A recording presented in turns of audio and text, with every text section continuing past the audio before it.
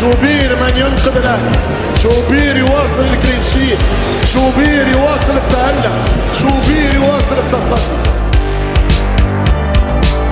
شاب يلعب ركنيه خطيره، ولد يا ولد يا ولد على الجمال وردة الفعل. الكره اللي فاتت معموله خطيره.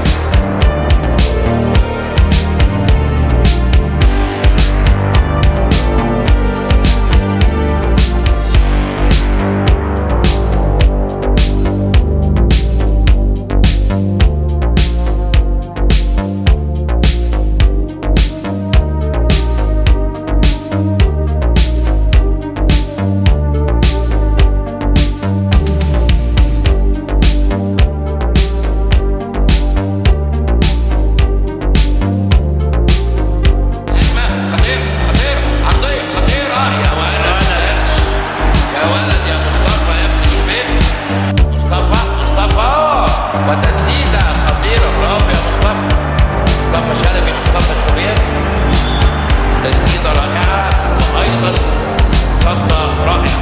عبد الرحمن مجدي والتصويب الحلو، الصدة يتألق شوبير ويطير ويحط ايديه، يطلع عبد الرحمن مجدي لوحده، عبد الرحمن والتصويبة والصدة غير عادية، يتألق للمرة الثانية مصطفى شوبير ويمنع هجمة خطيرة جدا. كده مصطفى شوبير اول حارس في تاريخ الاهلي بينجح في الحفاظ على نظافه الشباك في 8 مباريات متتاليه في دوري الابطال.